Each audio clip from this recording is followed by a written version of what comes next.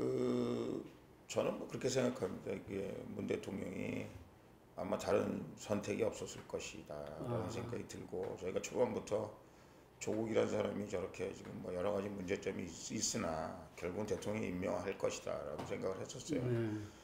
이른바 말하는 이제 정치 공동체 아니겠습니까? 그래서 결국은 조국이 잘못되면 문재인 대통령도 잘못되는 것과 같은 그런 심리적 압박감이 있으셨던 것 같고, 뭐 조국이라는 분이 보니까 예를 들어서 우리는 촛불 쿠데타라고 합니다만 거기 디자인부터 이 지금 앞으로 이제 공수처 문제랄까 아니면 검찰 개혁이랄까 검경 수사권 독립이랄까 뭐 이런 거에 오래전서부터 그 마스터 플랜을 본인 나름대로, 물론 그 대통령과 이제 커뮤니케이션이 된 상황이라고 볼 수 있겠습니다만은 그랬던 분이기 때문에 이 문재인 대통령이 가장 그 자랑스럽게 생각하는 공수처 문제라든가 검경 수사권이라든가 이런 거가 조국 아니면 거의 기한자니까, 디자이너니까.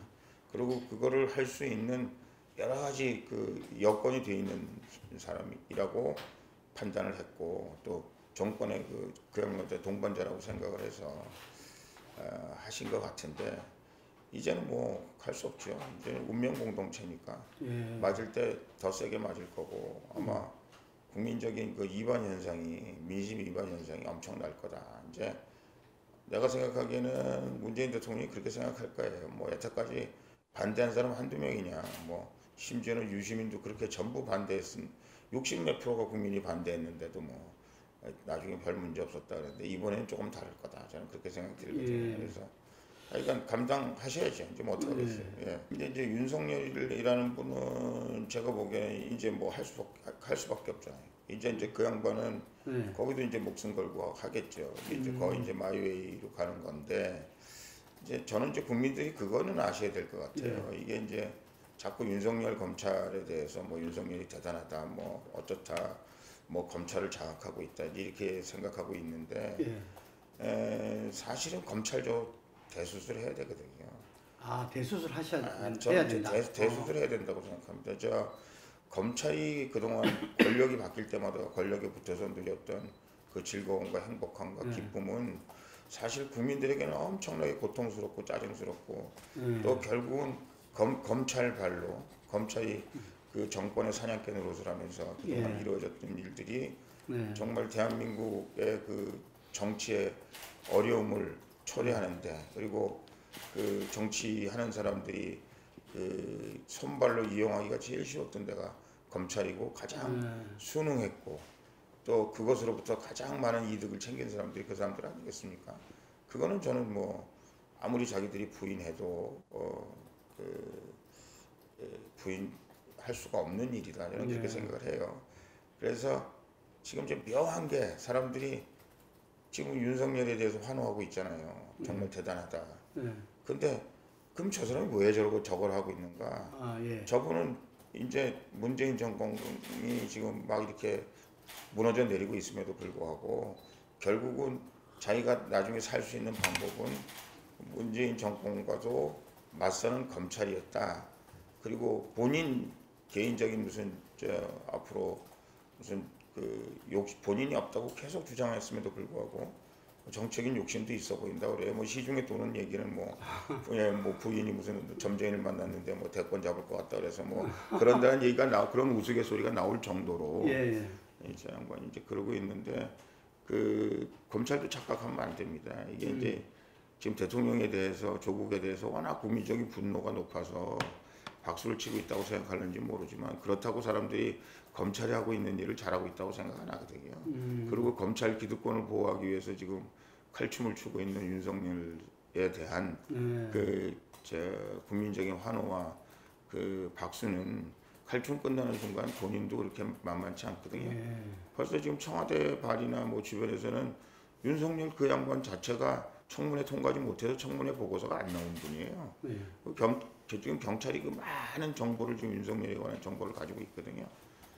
그래서 제가 보기에는 하여간 갖고 있고, 그걸로 결국은 윤석열도 그걸로부터 자유롭지 못할 것이다. 그래서 본인이 이니셔티브를 쥐고 이게 검찰을 보호하고 또 뭐 정말 선의로 해석해서 문재인 정권을 보호하기 위해서 본인은 뭐 사람에게는 사람은 존경하지 않고 사람에 충성하지 않고 뭐 어쩌고 그렇게 얘기를 했는데 그렇다 할지라도 제가 보기에 이게 이제 결국은 그 자기들 내부의 권력 투쟁으로 비춰질 것이고 결국은 이제 둘 다 폭삭망하는 결과를 초래할 가능성이 크다. 왜냐하면 문재인 정권도 이거를 그냥 보고만 있을 수는 없는 거거든요. 예. 검찰 이놈들이 사냥개 하던 놈들이 갑자기 주인을 몰라 그러면 자식들이 그냥 몰라고 사람들한테 얘기한 것이 진짜 몰라는 거냐 이렇게 나올 겁니다. 문재인 그 정권에서는 내가 보기에 이제 검찰 개혁이라는 게 검찰을 약화시킴으로 해서 기본적으로 이제 검찰 약화시키는 방법이 이제 그 경찰에 뭐 공수처도 있고 근데 이제 공수처라는 것이 완전히 이제 경찰은 나중에 문제고 공수처라는 것이 완전히 문재인 정권을 위한 문재인 정권에 의한 문재인 정권의 이게 공수처란 말이죠. 왜냐하면 뭐 이미 공수처에 들어갈 사람들 명단이 공공연하게 나돌고 있어요.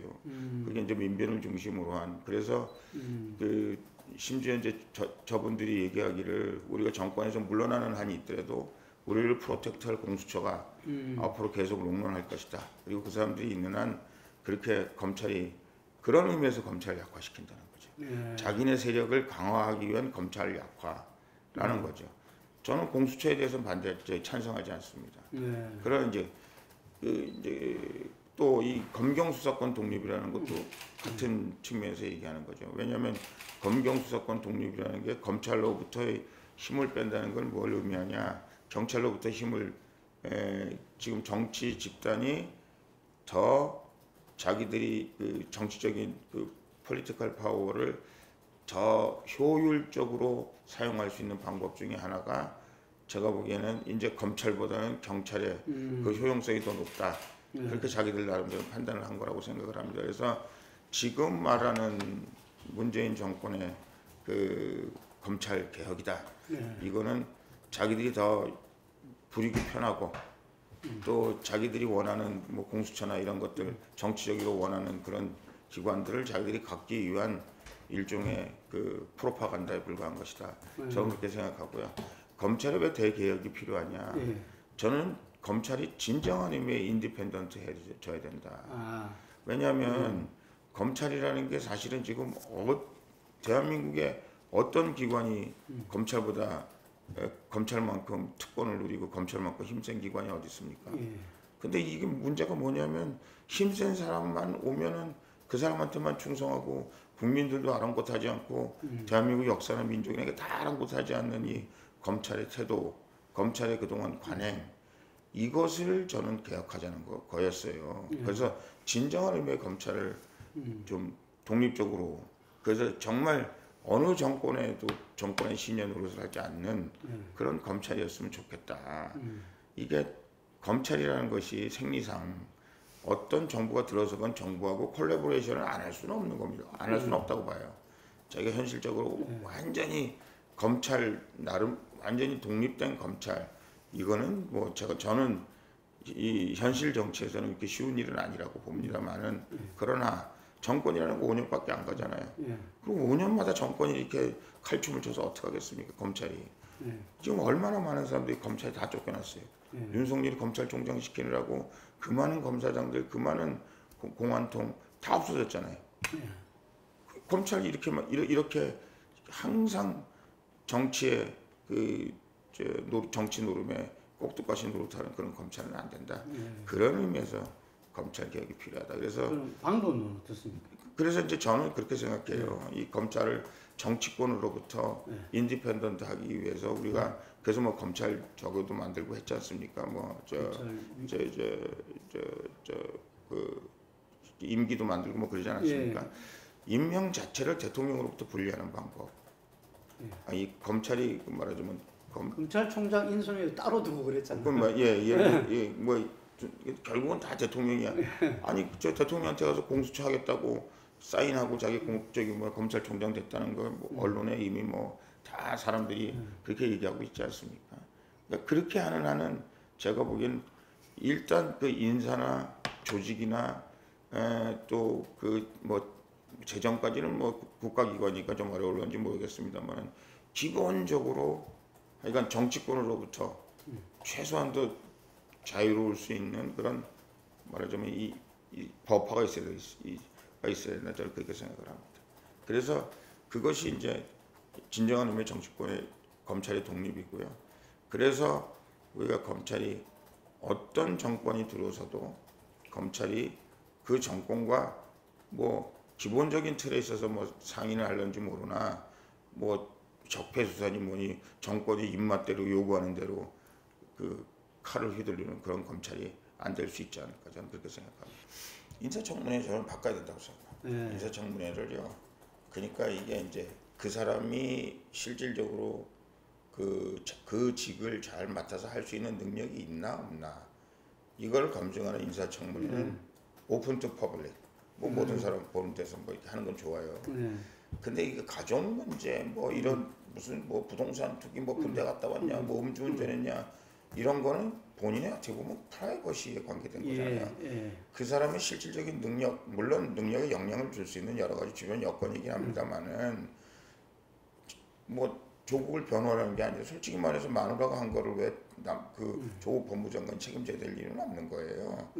물론 그것이 뭐 이렇게 조국처럼 같이 전화해가지고 공갈 제공했다면 그거는 문제가 생기는 겁니다만은 그래서 하여간 그런 프라이버시에 속하는 부분 이런 거는 이건 클로즈드 청문회가 따로 있어서 그래서 거기서 나오는 정보들은 보도에도 좀 제한을 두고 그래서 거기서 정말 심각하다고 생각하는 문제들에 대해서는 아예 그런 청문 자체에 가지 않는 그래서 이것을 이런 나름대로의 그게 이런 청문회를 통과하면 그 다음에 국민 앞에 보이는 청문회는 이 사람이 실질적으로 그런 일을 할 수 있는 능력이 있는 거냐 뭐 공수처를 하겠다 그러면 뭐 사법 개혁을 하겠다 그러면 무슨 개혁을 어떻게 하겠다는 거냐 이런 좀 청문회가 됐으면 좋겠다.